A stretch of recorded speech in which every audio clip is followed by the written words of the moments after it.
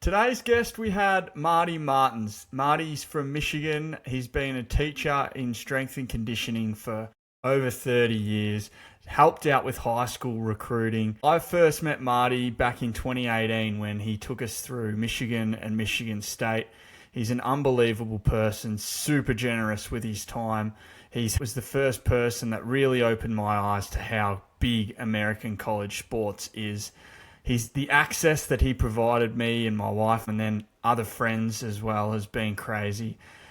He's got a great story talking about when he started at Western Michigan under Jim and John Harbaugh's dad as his first coach, to his decision to get into strength and conditioning, the advantages strength and conditioning have for high school athletes, and just his passion comes through. Hope you guys enjoy the episode. If you ever want to reach out to Marty, just let us know. We'll get you in touch with him. He's a great man and will always help people, as you'll certainly find out. So hope you guys enjoy and let us know what you think. Crazy part, I think, of American sporting culture, and that's what I can't wait to dive in through the podcast, is just how deep us Aussies, our sporting, I guess, to pros is so different to America. So I can't wait to just dive in. Well, I think for me, that's like learning more about Aussie football. I watched videos and stuff, but you can watch it and you got to see it. You have to be there to see it, to appreciate it more.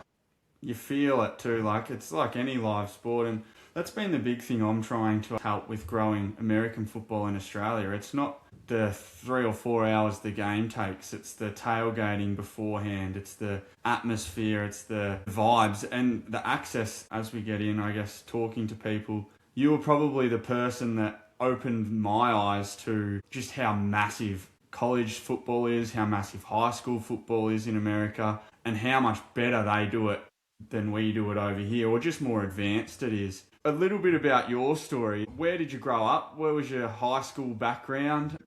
St. John's High School in St. John's, Michigan. I was a blue chipper in football. I was all-state in basketball as well. I was recruited both Division I football and Division I basketball. Got an opportunity. I chose football. Played at Western Michigan University from 1985 to 1988. With my head coach was Jack Harbaugh, which is Jim and John's dad. And we had some greats on our staff. We had Greg Madison, Dan Ferrigno, Brady Hoke, and John Harbaugh. John Harbaugh was actually a grad assistant on our staff. We had an incredible staff, incredible. So I played football from there. In 1988, won the MAC championship. Got into strength and conditioning when I was there. In the early 80s, right? I grew up before there was anything with strength and conditioning. Nobody was weightlifting.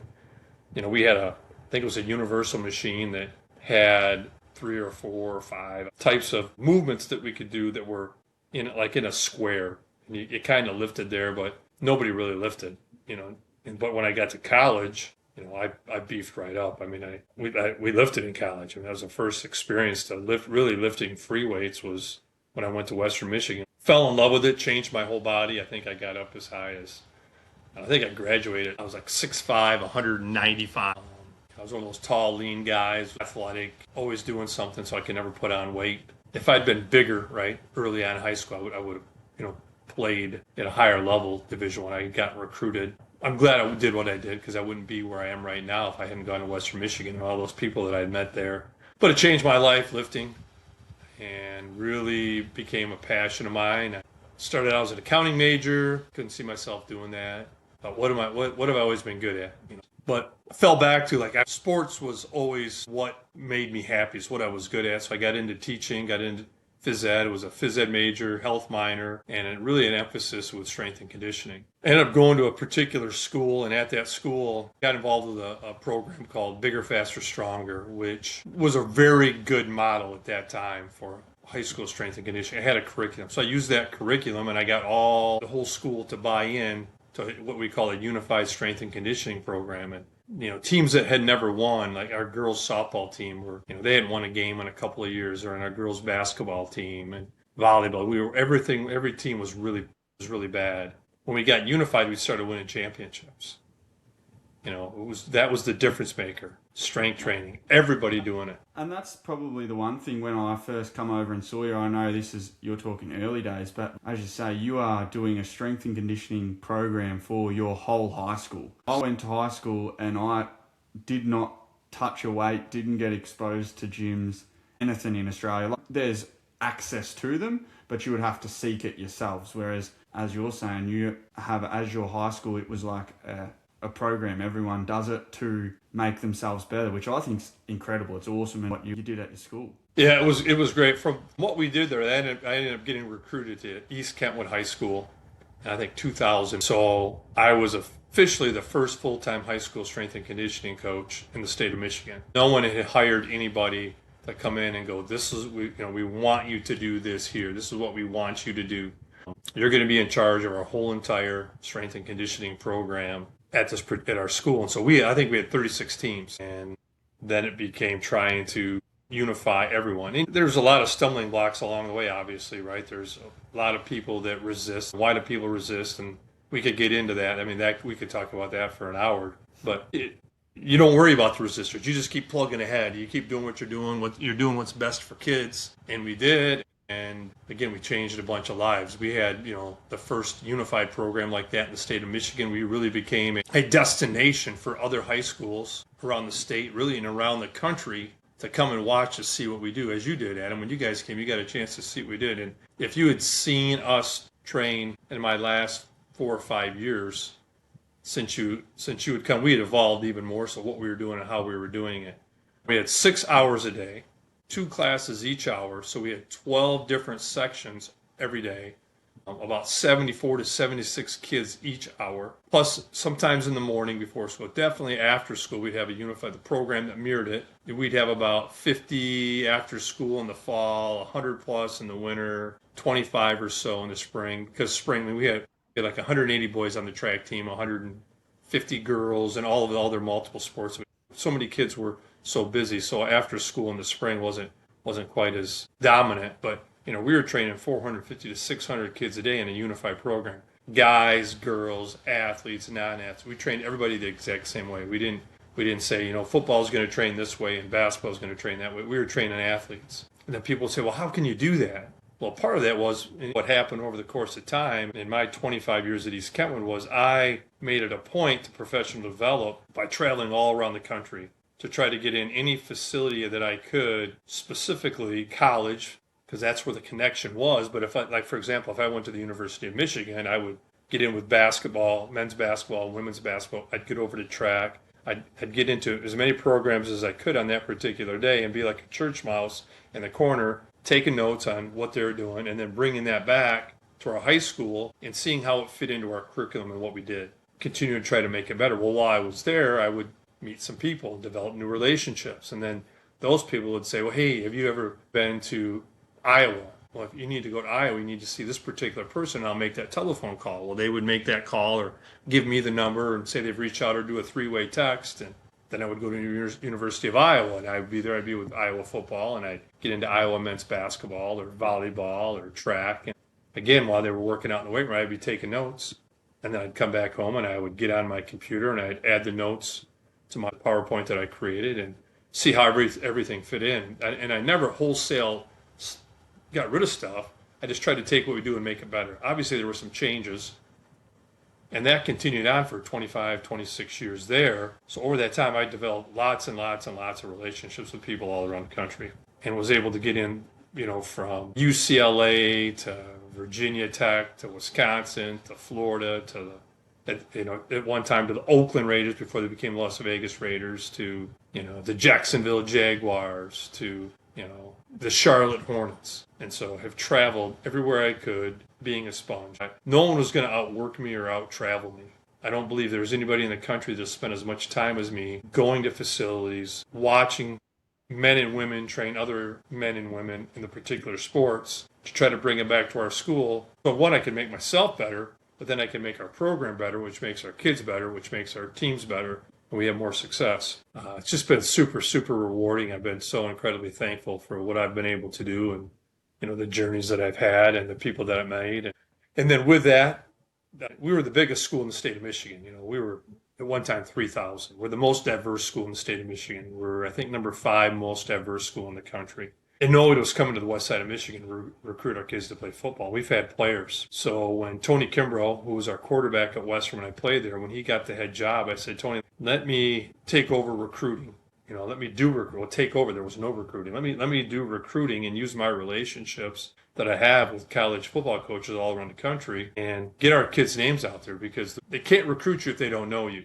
So Tony said, have at it, do your thing. So over those years, those however many years, coach, like 15 years, I developed a recruiting curriculum that I had, and I used that recruiting curriculum to get our kids' names out all around the country. And now we had schools coming from all around to East Kentwood in the West Side, because with the rules, if they came to Michigan, they were going to Detroit. They could get more bang for their buck in Detroit because they could only be on the road so many days. And why would we go to West Michigan? There's really no school there besides, Muskegon. Muskegon was putting out a bunch of players at the time. Maybe our rival, Rockford, but they still, they still didn't have as many as we did. And so our name, our kids' names, our school's name became a destination now for college coaches to come. And we've had some players, and I'm going to be wrong on this, 23 to 26 alone of our players, of my guys that I've helped from East Kentwood that played Division I football. I mean, I've helped the likes of Drake May, Henry Hasselbeck, who's Matt Hasselbeck's son, Taylor Hasselbeck, who's Tim Hasselbeck's son. So some big names. Mozzie Smith, one of our players, who was a first-round draft pick for the Cowboys, 23, who now plays for the Jets. Logan Brown, who's in the Super Bowl, Seattle Seahawks. So it's just been an awesome journey. I created a 3-part speaking series, so schools will hire me to come in and put a clinic on. So I have a 3-part series or clinics that we put on, each from like 4 to 6 hours, on how to unify your program. I have a 250 to 300-page PowerPoint with pictures and graphs and videos and everything that we've done accumulated in the 25 years that I was at East Kentwood. So people say, hey, we'd like to unify. And so there's a 3-part series. One is the introduction, and the next one is the implementation, and then the third clinic is like an evaluation. So each of those are different. The first one is where you've got everybody there. One of the first things I say is that, for me, I believe that when we leave this earth, it's all about the lives we've touched, the lives that have touched us, and the relationships that we made along the way. I've done all of this, Adam, for free. Helping Drake May, who could win the Super Bowl, be a Super Bowl MVP. Could be the I helped MVP too. Yeah, it could be, and I put him on all of our stuff, all of our packets that went out, and every coach that came in, I talked about Drake Bain. Same thing with Henry Haswick, same thing with Logan Brown and Mozzie Smith and all the other young men along the way. Just because I loved what I'm doing. People say, God, you could have made so much money, Marty, Coach Martens. Yeah, maybe. Maybe now I might do a little bit different because with the NIL and what they're doing with agents, but still, even with that, it's been so incredibly rewarding. And the numbers of people that I've met, like yourself, like your wife, Jay, I can't put a price on that. I mean, that's truly when you use the word priceless, those relationships have been priceless. I mean, more to me than any amount of money I could have received along the way. It's the sort of person you are, and that's why I was always gravitated towards you. You were so kind with your time, and when we were there, we drove to Michigan State, and you were like, yep, let's go. Like, never met in our lives. You hooked me up at your school. We got to watch your guys and girls train, and then bang, we're in the car driving to Michigan State, walking through, giving contacts. It's incredible. I just want to touch on for the audience. Can you just explain a little bit about high school recruiting and I guess that the pressures, but also like what goes into, I guess, recruiting to college football? Because Australia is so much different with our system we don't have high school, college pros. It's you play high school sports and you go to straight to the professionals. But just talk us through the recruiting process and how all that sort of works. Wow. Well, where it's been and where it is now, it's changing so much. I can tell you one thing right now. I just read that the state of Michigan is going to allow NIL for high school students. Really? How about that? So Aussies that don't know, NIL is name, image, and likeness. So it's you get paid for. You get paid. Yeah. So now high school kids too. Wow. Yeah, and what does that mean? Does that mean they get to portal, right? Do they get to portal? Do they get to change high schools freely with no penalty? I don't know. I'm glad. I guess I'm kind of out of that part of it right now. But the first thing goes back to what I said a little bit ago. With recruiting, they can't recruit you if they don't know you. They have to know who you are as a player, right? So, if I recognize you as a as a college football player, like I recognize your skill and knew that you could play and you wanted to play, then my first job is to make sure that I got your information out to as many college coaches as there were in the country, so they could evaluate you. They would look at we have a thing called here, it was called huddle. We would get their huddle a certain way. And part of the process would be having their huddle there and their height and their weight and some of their accolades that they have. But it's your little profile on exactly who you are and your positions that you play. And here's a little bit of just a few clips of what you do. And that allows the coach to evaluate you. Now, coaches don't hurt my feelings if they say, well, Adam's not a good fit here. Okay, that's all right. Next. You go to the next one, because the next school might go, we've been looking for a guy just like him. Holy cow, where has he been? And so my only job was to get the information out. Every college coach I could, and we did. We would send 3 to 4 times a year. Our kids would get the player profile sheet. We would email to every college coach, Division I, 1AA, Division II, NAIA Division II school in the whole entire country. They would get the information. Your information would be at them, and that they would click on it. Now I can't guarantee they're going to open it, but at least I know that we're getting it there so they can open it and evaluate who you are. Then it becomes their job to look and go, does this young boy, this young man, does he have the skill? 1, does he have the measurables? 2, does he fill the need that we have here on our football roster? And if they do, then they try to start building a relationship with you. And I help that because of the relationships that I have a lot of those college coaches. And then I'm on the phone every night, texting, calling, emailing, texting, calling over and over again, just to flood them with all of our players' information. Because again, they can't recruit you if they don't know who you are. And so once we've established that portion of it, it's then getting eyes on you. They have to see you. Because I can say you're 6'3", 190 pounds, and you can do that. But how truthful are those true measurables? What do you really look like? What do you act like? What is your personality like? How are you as a person walking around? Then my job was to get you there. If I can't get you to school, I'm going to get you to the facility. So I drove our kids thousands and thousands and thousands of miles all around the country. Another thing I remember you telling me when I was there too is you used to always make the kids learn about the school as you were driving them there. So educating them about the coach, about the strength and conditioning, so they came in fully knowledgeable of what was about to happen. I loved that for the kids. I would never change that either. That was I called it history lesson, because let's look at the University of Michigan and Ohio State. My era, you remember Bo Schembechler and Woody Hayes, 2 of the most storied rivals, right?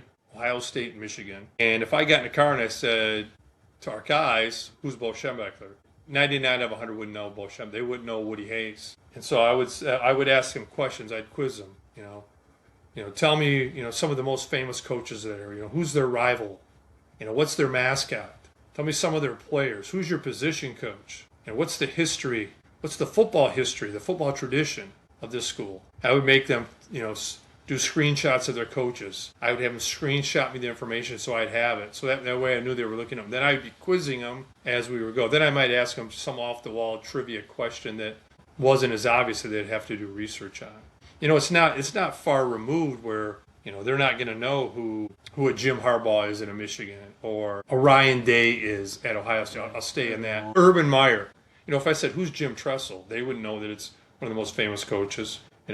Who's Bear Bryant? Who's Paul Brown, right? Who's Paul Brown? But kids wouldn't know who Paul Brown is. And so that's why I did that while we were traveling, to it goes back to Fedora Football, reaching back. When you were talking about telling your students that, I was like, this is grouse. Like, I wish I had a coach like that growing up that did that for me, like educated me like that. So what you were doing is awesome. Yeah, it was. It was a great run. It was. And that part of it was priceless. And then those relationships that I built with those kids, with those young men, have stayed. Now the last year since I've been retired and living on the lake with my wife Gwen, it's been, I haven't been able to see him like I do. I haven't traveled as much. I spent not this season, but last season working for Tim Hasselbeck and doing their recruiting at Ensworth High School. in Nashville, Tennessee. So I helped four of those players. 3 of the 4 really weren't known. 2 had 0 offers. One of them being Taylor Hasselbeck, who's now going to Wyoming and following in Josh Allen's footsteps. He's a quarterback.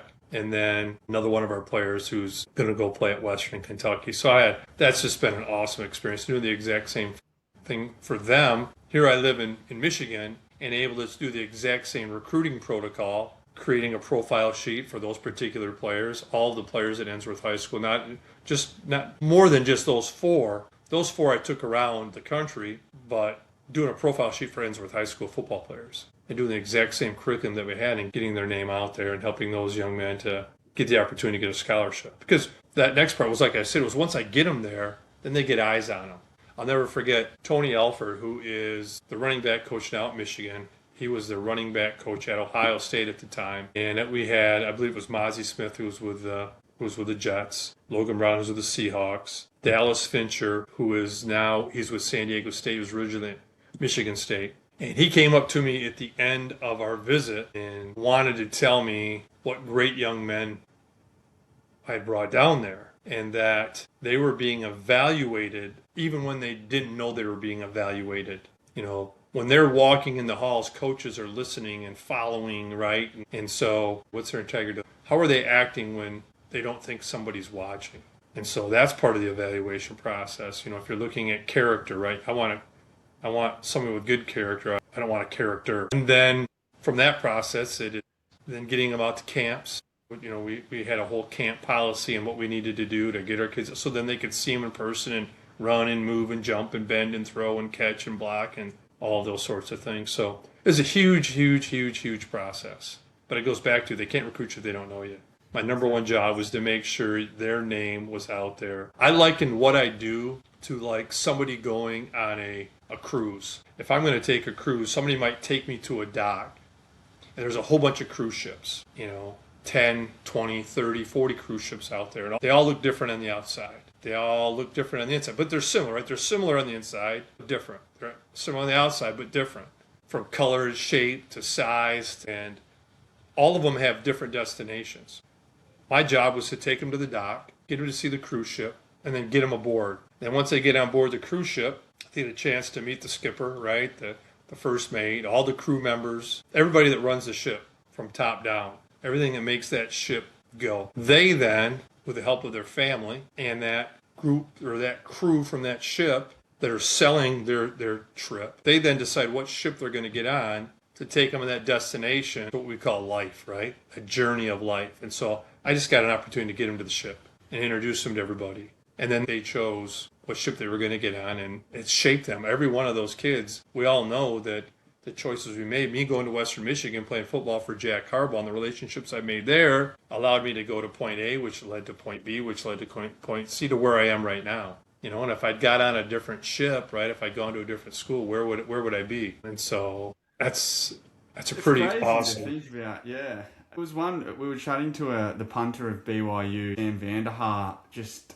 during the week, and he sort of spoke about the education and the life path. Being an Aussie, he went over as a 22, 23-year-old, I think, and then he's like now has a family, and he's like, the opportunities that the American colleges provide just from life after football is something that is so strong and give you connections and people to help you in your life for the rest of your life. As you've said with Western Michigan, like, your life is shaped and gelled because of the connection and the journey that you had there. So it's a crazy thing to think, as I said here, when we in Australia, we go to high school. If you're good enough to make the pros, you make the pros, then you go to work or you go to university. But university, there's no sports with university. It's just go to university and get your degree. So for people like myself who was never school driven, loved sport, if there was the offer of, well, if you go to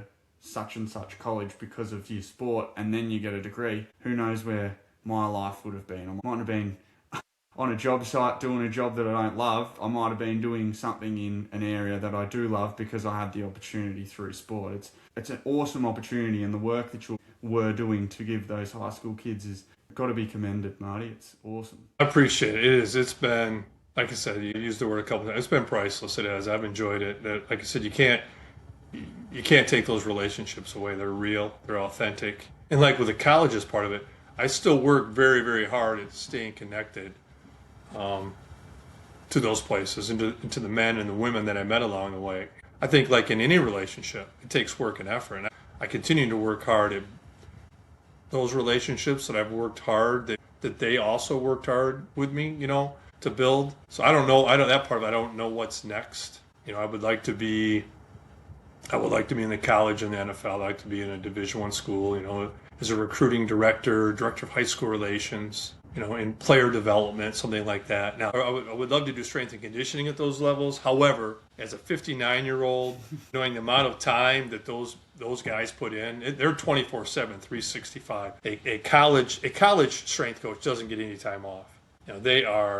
They get work to the bone. They really do. And now an NFL strength coach is different. I would like to be at a college or university in a football program to do something like that. I know I could add a lot of value. I don't believe there's anybody in the country that they could hire with more experience than what I bring and what I've done with recruiting and strength and conditioning, player development, personal relationships, and then the relationships that I've created. I know I could add a lot. With NIL and kids portaling and changing, I would feel comfortable contacting because I know a lot of those coaches throughout the country. So that's a possibility of what's next. Maybe coming to Australia. I've told Mr. Watt I would love to come there, and put some clinics on in strength and conditioning. Now I know it's different with the schools, but at your institutions where kids are training, are going to train, and show them what we do and how we do it, and how maybe that could help their programs evolve. Because I can tell you one thing: the missing ingredient in athletics is strength and conditioning. Every team that has taken a true effort as a team to strength train together win. Teams in my years that don't strength train together lose. I can go to as many Aussie football skills work in camps, in clinics that I want to. Well, guess what? Every other guy and girl doing the exact same thing you are. What aren't they all doing? They're not all strength training. It's not part of their program. It's not part of their curriculum for what they need to do. The kids that do, the teams that do win. They have a distinct advantage. The ones that go to these camps or go to these skills, they're putting the cart ahead of the horse. That doesn't matter unless I'm strong, unless I can, unless I'm bigger, better, faster, stronger. Now I've already created an advantage. So now then I can go and learn some extra skill work. But, the strength is... The strength and physicality that you have allows you to execute your skills for longer because you're fitter, stronger, more powerful. Yeah, it's... You speak and the confidence. And exactly the confidence. Right, yeah. A confident man or a confident woman is scary. Somebody who's confident, like, bring it, let's go. Let's go. I know you haven't outworked me. That's what I say with strength and conditioning, what I've done to learn to recruit. I can tell you no one outworked me in my 25 years. No one. Like, that was not going to happen. Tony Kimbrough said, someday, Marty, ESPN needs to do a story on you about your travels, your journeys, and all the things that you did. And I went, 100%. That'd be a fun story to tell. It's been so rewarding. But yeah, maybe Australia to come over when we come over there this summer, or I guess summer. I guess. And hook you up. We'll in the spring we'll come there, and maybe there's some places I can go and speak and share some experiences and a little bit of what we did and some video of how we did it, how we trained. Like we have guys and girls in the weight room in the class lifting together, and it was awesome. Like, it was an awesome environment. I loved my job 99% of the time. Okay, maybe 98. There was that 1 to 2%. You're like, you'd get a kid had a bad day. Sometimes I had a bad day. I think that's the thing too. You find something that you're passionate about and you're willing to work as hard as and harder than anyone because you are passionate about and doing something that you love, which is a life lesson. Whether it's you want to be the best builder, you want to be the best fitness person, whether you want to be anything, if you're doing something that you love, you're willing to do everything to make it happen. Yep, that is very true. There's no doubt I loved what I did. I still got more gas in the gas tank. I do. There's still so much more I can give, and I just can't wait to see what's next because I'm ready to get back at it. He says he's retired, but yeah. Marty Martens, I know Marty Martens well enough to know he's not done yet. Not done yet. No. Just before we wrap up, if you could just, one thing that I think really interests Australians, and it's the pure strength and athleticism that some of these Americans have. The D linemen, the wide receivers, pace, all of them, they're just incredible. Have you got any stories of just athletes that you've trained and coached that you're just like, they are different? Well, the first person that comes to mind, obviously, is Mozzie Smith. He played at the University of Michigan. Like I said earlier, he was a Under Armour All-American, was a captain to the University of Michigan, first-round draft pick by the Dallas Cowboys. Mozzie he was a freak. Just an absolute freak in the weight room. Any numbers that he either ran through? Great question. So that's a great question. So my philosophy was this, like, how strong do you need to be right now? And so I would always stop our kids. I would never let them squat over 500. I might let them rep it more reps, but so I stopped them at 500. I never let them bench over 400. So like there was a risk reward. What's the reward really in benching 405 or 410 or squat? There's more of a risk at that point in time. Like they're already really strong high school. So Mozzie was a 400-pound bencher. Mozzie was a 500-pound squatter. I mean, he could have squatted 700 pounds. You know, he would have benched 450.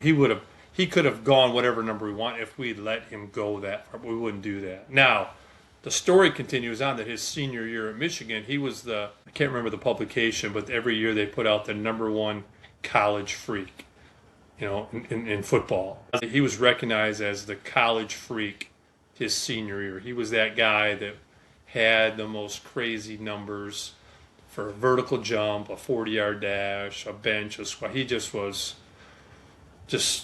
super strong, but he worked hard. I mean, not only is he strong, but he trained hard. He's a guy you had to kick out of the weight room. Mozzie would have always been strong, but the thing goes back to, well, why was Mozzie strong? Because he lived in the weight room. Why did Mozzie play at Michigan? Why was he an All-American? Why was it first? Because nobody trained harder than Mozzie Smith. Nobody trained hard. Nobody worked harder than him. Now, obviously, he had some genetics, right? He had some tools. You know, he was born with some things, though, too. But he didn't rely on those gifts. He took his gifts and he made them better. So he would be that person for the female. The person that comes to mind for me, there's a couple, but the ultimate would be Tia Brooks. Tia Brooks was she was an All-American, you know, state champion, shot putter. She went on University of Oklahoma. She was, I might be mistaken, but I think she was 4-time indoor, outdoor shot put champion at Oklahoma. University of Oklahoma, and she was an Olympian. Then I think she got injured, and then she never came back. But she was the same thing. I mean, she got after it in the weight room. She loved the weight room. Mozzie loved the weight room. You know, guys and girls that love the weight room change their lives. So I don't really have any specific numbers. I mean, just because I stopped them, you know, in terms of the strength. Yeah, Stefan Bracey, he ran a 4.29 or a 4.26 40. He was a burner.